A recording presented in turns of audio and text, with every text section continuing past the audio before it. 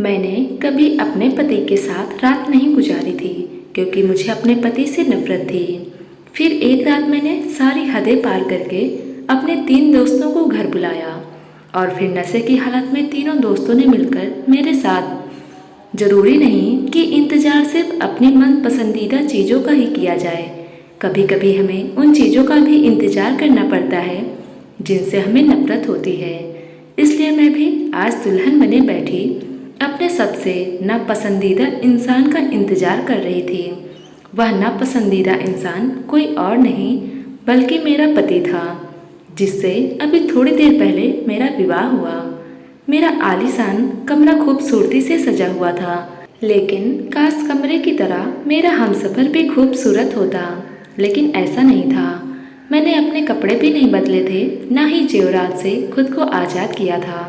दिल तो चाह रहा था कि इस इंसान के दिए हुए जेवरात को नीचे फेंक दूं, उसका दिया हुआ कपड़ा भी फाड़ फाड़ कर अपने शरीर से जुदा कर दूं। मैं अपनी बर्बाद जवानी के गम में थी। मैं अपनी इन्हीं सोचों में थी कि दरवाज़ा खुला और मेरा पति अंदर दाखिल हुआ। मैंने जानबूझकर अपना हुलिया नहीं बदला था ताकि मैं उसे एहसास दिला सकूं कि मैं कितनी खूबसूरत हूं और वह मेरे मुकाबले में कितना आम सा है। जब वह मेरे करीब आकर बैठा तो मुझे हूर के गले में पड़ा लंगूर वाला मुहावरा अपने हालात पर सादिक लगा था। उसने मुझे देखकर मेरी तारीफ की कि मैं बहुत खूबसूरत लग रही हूँ, तो बदले में मैंने कहा कि हाँ, मैं खूबसूरत हूँ, लेकिन तुम मेरे लायक नहीं हो। काश मैं भी तुम्हारी तारीफ के जवाब में तुम्हें खूबसूरत कह सकती, लेकिन शायद अफसोस कि तुम इस बात के लायक नहीं हो कि तुम्हारी तारीफ की जाए। ऐसा कहकर मैंने उसके दिए हुए तमाम जेवरात नीचे फेंक दिए, अपना हेयर स्टाइल उजाड़ दिया। फिर उसके दिए कपड़े बदलने के लिए ड्रेसिंग रूम में चली गई। फिर मैंने अपने चेहरे से मेकअप साफ किया और अपना चेहरा आईने में देखने के बाद दोनों हाथों में चेहरा छिपाकर फूट फूट कर रोने लगी। मैं जानबूझकर वॉशरूम से देर से बाहर निकली ताकि मेरा पति सो जाए, लेकिन मैं बाहर आई तो वो कमरे में नहीं था। मैंने भगवान का धन्यवाद किया और कमरे का दरवाज़ा लॉक करके सो गई। मैंने सोचा था मुझे बहुत हंगामा करना पड़ेगा और अपने पति से बहुत बुरी तरीके से पेश आना पड़ेगा ताकि वो मेरे पास ना आए, लेकिन मुझे ऐसा कुछ भी करने की ज़रूरत नहीं पड़ी। वो खुद ही खामोशी से एक तरफ हो गए। उसने मेरे मामले में किसी भी किस्म की ज़बरदस्ती नहीं की। मैं बहुत ज़्यादा खूबसूरत थी, लेकिन मैं एक मिडिल क्लास घराने से थी, और जब मेरे लिए एक बहुत ही अमीर औरत ने अपने बेटे का रिश्ता लेकर घर आई तो सबने अच्छा समझकर उसे कबूल कर लिया। जब मैंने लड़के की शक्ल देखी तो वो मुझे एक आंख भी नहीं भाया था। उसके पास पैसे के अलावा कुछ भी नहीं था। वह बहुत बदसूरत था। मैंने बहुत हंगामा किया, लेकिन घर वालों ने मेरी एक भी नहीं सुनी, क्योंकि वह सब पैसे के मरे हुए थे और उन्हें इस अमीर घर आने की सूरत में अपना भविष्य बेहतर महसूस हो रहा था। और मेरी सास को अपने बेटे के लिए चांद सी दुल्हन चाहिए थी और मेरी खूबसूरती देखकर वो अपनी बहू बनाने के लिए मचल उठी थी। जब मेरे अपने घर वालों पर बस नहीं चला तो मैंने तय कर लिया कि मैं उन दोनों माँ बेटों का जीना तंग कर दूंगी, क्योंकि उनकी वजह से मेरी ज़िंदगी बर्बाद हुई थी। उन दोनों ने मेरी गरीबी का फ़ायदा उठाया था। अपनी दौलत की नुमाइश करते हुए मुझे खरीद लिया था। मेरे जज्बात और मेरे एहसास की किसी को कोई फिक्र नहीं थी। मेरी सास ने मेरे मायके वालों को बहुत सारे पैसे दिए थे और मैं अपने मायके वालों से हर किस्म का रिश्ता ख़त्म कर दिया था और उनसे कहा था कि आगे ज़िंदगी में उनकी शक्ल भी देखना पसंद नहीं करूँगी, क्योंकि उनकी वजह से मेरी ज़िंदगी बर्बाद हो गई है। मैं जितनी खूबसूरत थी, मुझे पैसे की नहीं, अच्छी शक्ल सूरत की भी ज़रूरत थी। पैसा तो कोई भी कमा सकता है, लेकिन अच्छी शक्ल सूरत हर किसी के पास नहीं होती। इस ज़बरदस्ती शादी के बाद मैं बदमाशी पर उतर आई थी। मैंने फैसला कर लिया था कि मैं इस घर को तहस नहस कर दूंगी, इस घर के मालकिन का सुकून खराब कर दूंगी। यह घर देखने में बहुत खूबसूरत और आलीशान था, लेकिन जितना बड़ा यह घर था उतना ही मुझे उसके अंदर रहने में घुटन महसूस हो रही थी। सच कहते हैं, इंसान का जहाँ दिल न लगे वहाँ कितना ही सुकून क्यों ना हो, कोई फायदा नहीं होता। इस घर में नौकर चाकर थे, जिंदगी की हर सुख सुविधाएं मौजूद थीं, लेकिन वह नहीं था जिसकी मुझे ज़रूरत थी। मेरी माँ ने मुझे कहा था कि मर्द की शक्ल कौन देखता है, तो मैंने कहा था कि मुझ जैसी खूबसूरत पत्नी तो जरूर पति की शक्ल देखती है। सुबह शाम दिन रात मर्द की शक्ल देखती है। अगर वही पसंद ही ना हो तो फिर पत्नी किधर जाए। मैंने अपनी माँ से कहा कि चंद दिन की बात नहीं है किसी को बर्दाश्त करना, यह उम्र भर की बात है। एक चेहरा सारी जिंदगी देखना पड़ता है, और अगर वही एक चेहरा पसंद ना हो तो फिर लड़की क्या करे। शादी के दूसरे रोज मेरी सास की सहेलियां मुझे देखने के लिए आईं, तो मैंने उनके सामने खूब हंगामा किया, जिसकी वजह से मेरी सास को बहुत ही शर्मिंदगी का सामना करना पड़ा। मैंने सोचा इस हंगामे के बाद तो मेरी सास किसी को घर बुलाना ही छोड़ देंगी, अब यह दोबारा किसी को घर नहीं बुलाएंगी। और वैसा ही हुआ, सास ने दोबारा किसी को घर नहीं बुलाया। सास की हालत देखकर मुझे कुछ सुकून मिला था। जिन लोगों ने मुझे बर्बाद किया था उन्हें परेशान करके मुझे सुकून तो मिलना ही था। मैं बदतमीजी पर उतर आई थी, वह लोग शरीफ लोग थे, इसीलिए खामोश हो जाते थे। मैंने सोचा था कि मैं उन्हें इतना तंग कर दूंगी कि आगे 7 नस्लों तक यह लोग कभी भी किसी गरीब लड़की की मजबूरी का फायदा उठाने से पहले 1000 बार सोचेंगे। जब मुझे इन सब से भी चैन न मिला तो मैंने एक नया काम शुरू कर दिया। मैं रोजाना शाम को छोटे कपड़े पहनकर ड्राइवर के साथ घर से निकल जाती और सारी रात बाहर गुजारती। सुबह के टाइम वापस आती। मैंने ऐसी जगह को चुन लिया था जहाँ पर अमीर लड़के और लड़कियाँ जाते थे।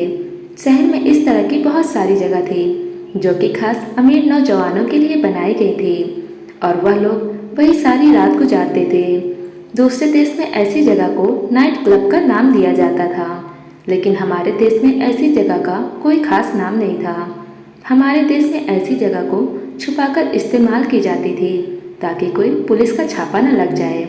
मैं भी ऐसी एक नाइट क्लब का हिस्सा बनती जा रही थी। मैं रोजाना रात को वहाँ जाती और फिर वहाँ पर बैठकर सबको देखती रहती थी। कुछ लड़के लड़कियाँ डांस कर रहे होते थे, कुछ डीजे म्यूजिक पर म्यूजिक चलाते, कुछ गेम्स खेलते रहते थे जिसमें बॉलिंग, स्नूकर और इस तरह के खेल शामिल थे। मैं किसी के खेल का हिस्सा नहीं बनी थी, ना ही किसी डांस में शामिल होती थी। बस एक कोने में बैठ जाया करती थी और सबको देखती रहती थी। शुरू में रात को देर होने पर मेरी सास फ़ोन करके पूछती थी मैं कहाँ हूँ और कब तक आऊँगी, मगर मैंने इस बात पर उन्हें ठीक से जवाब नहीं दिया, तो बाद में उन्होंने मेरी खैर खबर लेनी छोड़ दी। मैंने अपनी सास से साफ कह दिया था कि अगर उन्होंने मेरे मामले में दखल अंदाजी की तो मैं मीडिया के पास चली जाऊंगी और उनकी फैमिली को बदनाम करके रख दूंगी, झूठ बोलकर, इल्ज़ाम लगाकर और बहुत कुछ कहकर। यह शरीफ लोग थे, मेरी धमकी से डर गए और मुझे आज़ाद छोड़ दिया, लेकिन अंदर ही अंदर वो दोनों घुट रहे थे। मैं जहाँ रोजाना रात गुजारती थी वहीं फिर मुझे एक लड़का मिला। मैं अपने ख्यालों में गुम थी। वह मेरे पास आया और उसने कहा कि वह रोजाना मुझे देखता रहता है। मैं एक कोने में बैठी रहती हूँ, किसी से कोई बात नहीं करती, मैं इस जगह का हिस्सा नहीं हूँ, तो फिर यहाँ पर क्यों मौजूद हूँ। उस लड़के का पहला सवाल था और पहली बात थी जो उसने मुझसे की थी। रोहन की बात से मुझे उसमें दिलचस्पी महसूस हुई। मैंने उससे दोस्ती कर ली और रोहन के 2 और दोस्त थे, मेरी उनसे भी अच्छी दोस्ती हो गई। इस तरह मुझे 3 अच्छे दोस्त मिल गए।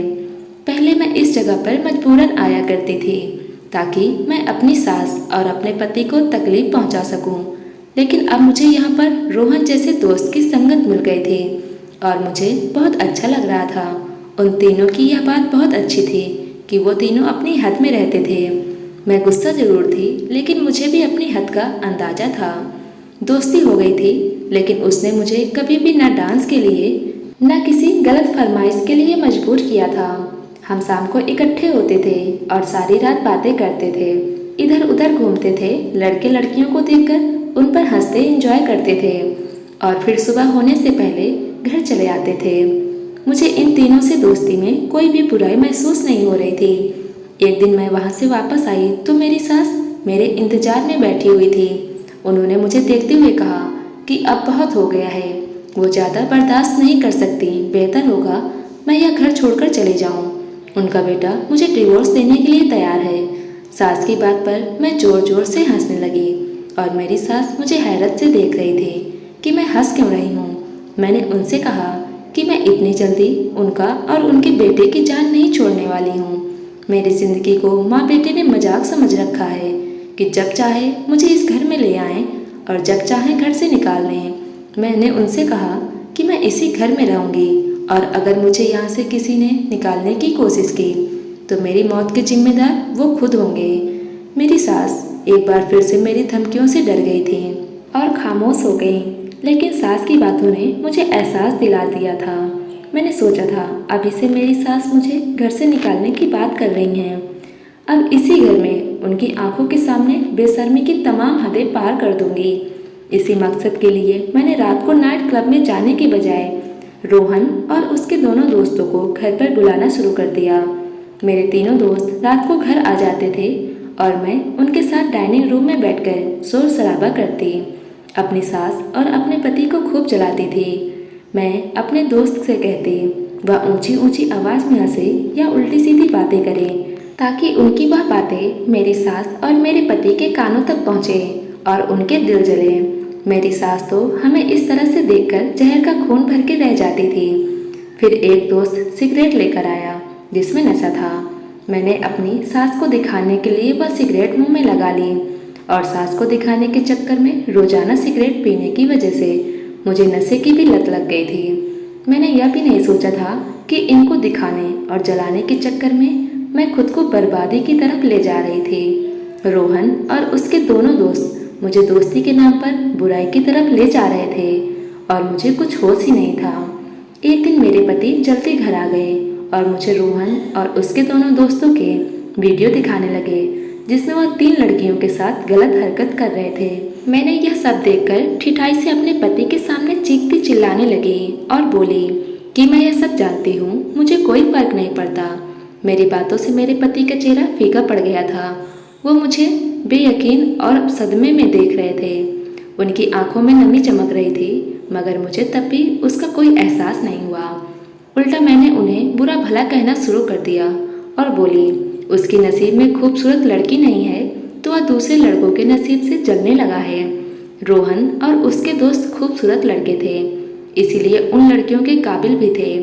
मेरी बात पर मेरा पति बिल्कुल खामोश हो गया और पहले कभी जो मुझे समझाने की कोशिश करता था वह भी छोड़ दिया। मेरी सास गुमसुम सी अपने कमरे में बंद रहने लगी थी। मेरा पति सारा दिन घर से बाहर गुजारने लगा। इस सब से सबक लेने और शर्मिंदा होने के बजाय मैं बदतमीजी पर उतर आई और पूरे घर में किसी मालकिन की तरह घूम रही थी।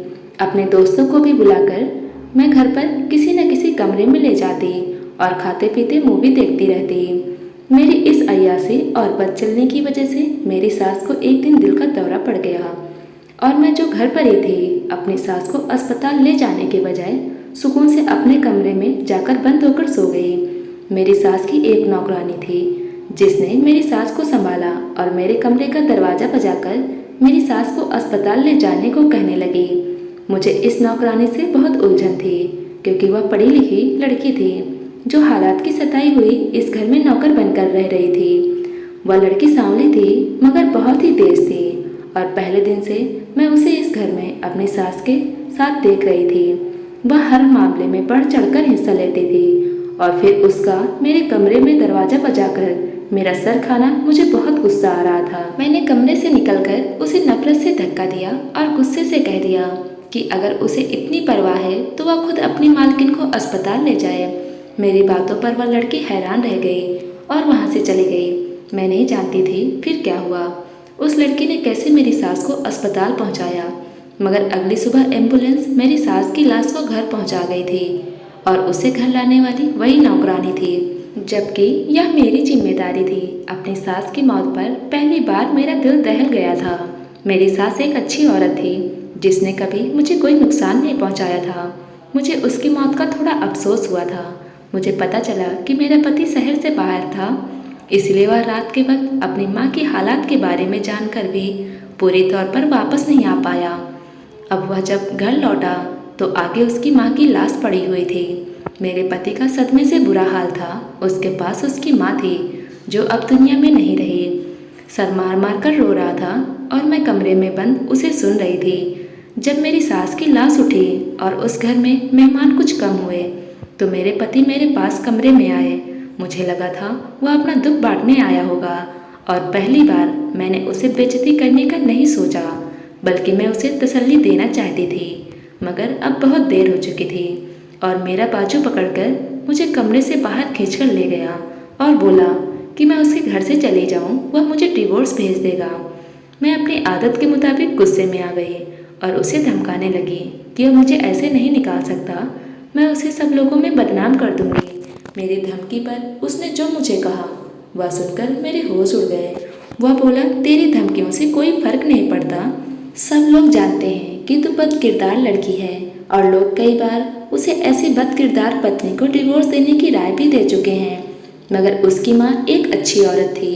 उसने अपने बेटे को डिवोर्स देने से रोक देती थी और वह हर बार कोशिश करती रही कि मुझे समझ आ सके, लेकिन मैं घमंड में थी कि वो लोग मेरी धमकियों से डरकर खामोश रहते हैं और मुझे कुछ कह नहीं पाते। आज वह भ्रम भी टूट गया था। मुझे आज पता चला था कि मुझे सिर्फ मोहलत मिल रही थी, मगर मैं अपनी जिद और ठिठाई की वजह से बहुत आगे बढ़ती चली गई थी और अब सच्चाई जानकर थोड़ी घबरा गई थी और अपने पति को दबाने के लिए उसे एहसास दिलाने की कोशिश करने लगी कि वह अपनी माँ की लाई हुई लड़की को यूं घर से निकालकर अपनी माँ की आत्मा को तकलीफ देगा। मेरी कोशिश थी कि वह किसी तरह से मुझे एक बार मौका दे दे, क्योंकि मैं अब पैसों के बगैर नहीं रह सकती थी और अपने घर वालों से मैं बहुत पहले ही इस तरह चिक चिक करके उन सबको जलील करके सारे रिश्ते खत्म कर चुकी थी। मेरी बात पर मेरे पति ने नफरत से मुझे देखा और कहा कि मेरी माँ तुझ जैसी लड़की को लाकर खुद भी पछतावे में थी, इसलिए उसकी आत्मा कभी चैन में नहीं होगी। फिर उसने मुझे बताया कि कैसे उसकी माँ की तबीयत खराब होने पर उसकी नौकरानी ने उसे कॉल की थी। तब उसने ही नौकरानी से कहा था वह कॉल पर मुझसे बात करवाए ताकि वह मुझसे कह सके कि मैं उसकी माँ को अस्पताल ले जाऊं। मगर जब नौकरानी ने मेरा दरवाज़ा बजाया तो मैं उल्टा चीखने लगी और उससे कह दिया कि वह खुद ले जाए। तभी मेरा पति दूसरी तरफ फ़ोन पर मौजूद था और उसने सब सुन लिया था।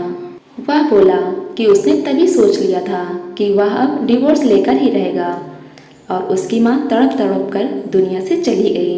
वह पहली बार मुझे नफरत से देख रहा था और बोला कि उसे कभी भी खूबसूरत की चाहत नहीं थी, वह हमेशा से सिर्फ अच्छी लड़की चाहता था। मगर उसकी माँ की इस ख्वाहिश ने उन दोनों माँ बेटों को जलील करवा दिया था। मैं सच जानकर खामोश रह गई थी। मेरा पति मेरी खूबसूरती से कभी खुशी नहीं था, वह सिर्फ मुझे अपनी पत्नी की हैसियत से इज्जत देता रहा और मैं समझती रही कि वह मेरी सूरत का दीवाना है। मेरी बात सुने बिना मेरे पति ने इस वक्त मुझे वही डिवोर्स दे दिया। साथ ही उसने मुझे डिवोर्स के कागजात तैयार करवाने तक मुझे गेस्ट हाउस में रहने को कहा। मुझे उस वक्त भी महसूस नहीं हुआ और अभी मैं अपनी गलती मानने को तैयार नहीं थी। मैंने उसे जताने के लिए कि मुझे उसकी परवाह नहीं है अपने तीनों दोस्तों को घर बुलाया और उसके साथ हल्ला गुल्ला करते हुए बेशर्मी की हद पार कर दी। मेरा पति उस रात घर से चला गया था और मैं भी अब काम खत्म कर चुकी थी। मैंने उन लड़कों के साथ नशा किया और जब उन्होंने मुझे होशो हवास से बेगाना देखा तो पहली बार अपना असल रूप मेरे सामने ले आए और वह सब मिलकर मेरे साथ ज्यादती करने लगे। मैं चीखती चिल्लाती मदद मांगती रही, मगर मेरी सुनने वाला वहाँ पर कोई नहीं था। अगले दिन वह लड़के मुझे मुर्दा हालत में वहीं छोड़कर चले गए और मेरे पति ने आकर मुझे डिवोर्स के कागजात पकड़ा दिए। मैं डिवोर्स के कागजात लेकर भी उस हालत में नहीं थी कि वहाँ से जा सकती। मैं अपनी किस्मत पर रो रही थी। अपनी इज्जत गंवाकर मुझे एहसास हुआ था कि क्लब में नशा करने वाले लड़के कभी दोस्त नहीं हुआ करते, जबकि उनकी असलियत तो मेरा पति बहुत पहले ही मुझे बता चुका था। इज्जत को खुद उन लड़कों के हवाले कर बैठी थी। पूरा एक हफ्ता मैं वहाँ बेबस पड़ी रही और नौकरानी मेरे आगे खाना फेंक कर चली जाती थी। जब कुछ संभल कर मैं बाहर निकली तो सामने मेरे पति के साथ बहुत ही खूबसूरत लड़की खड़ी हुई थी। वह मुझे देखकर ठिठक गई तो मेरे पति ने उसे बताया कि यह मेरी पहली पत्नी है जिसे मैंने डिवोर्स दे दिया है और अब इसका मेरे घर पर कोई हक नहीं है। फिर वह मेरी तरफ पलटा और बोला कि मैं अब संभल चुकी हूँ तो अपना गंदा शरीर लेकर इस घर से चले जाऊँ, क्योंकि उसकी पत्नी को मेरा शरीर यहाँ बर्दाश्त नहीं होगा। मैंने उस लड़की को देखा तो हैरान रह गई। वह मुझसे भी ज़्यादा खूबसूरत लड़की थी, मगर वह उस बदसूरत मर्द के पहलू में सुकून से खड़ी मुस्कुरा रही थी। उसके चेहरे पर गुलाब बिखरा हुआ था और वही नौकरानी अपनी नई मालकिन के आगे पीछे घूम रही थी। फैमिली पूरी थी और मेरी वहाँ कोई जगह नहीं थी। इस फैमिली का हिस्सा मैं भी हो सकती थी, मगर मैं अपने घमंड में सब कुछ गंवा दिया। अब मैं एक पागल खाने में रहती हूँ क्योंकि मेरे साथ हुए हादसे ने मुझे दिमागी मरीज बना दिया है। मैं कभी बिल्कुल ठीक होती हूँ और कभी अचानक चीखने चिल्लाने लगती हूँ। मेरे अंदर डर सब ठहर चुका था कि अब मैं पाप का हिस्सा बन चुकी हूँ। भगवान ने मुझे इज्जत की जिंदगी दी थी, लेकिन मैंने खुद अपने लिए जिल्लत बना ली। रोहन और उसके दोस्त बहुत खूबसूरत थे, लेकिन उन खूबसूरत चेहरों का भयानक रूप जब मैंने देखा तो मुझे खूबसूरत चेहरों से नफरत हो चुकी थी। मैं आज भी शीशे में अपना चेहरा देखकर बुरी तरीके से अपने बाल नोचने शुरू कर देती हूँ। दोस्तों, उम्मीद करते हैं आज की कहानी आपको पसंद आई होगी। कहानी पसंद आई हो तो वीडियो को लाइक करें, चैनल पर नए हो तो चैनल को सब्सक्राइब करना ना भूलें। धन्यवाद दोस्तों।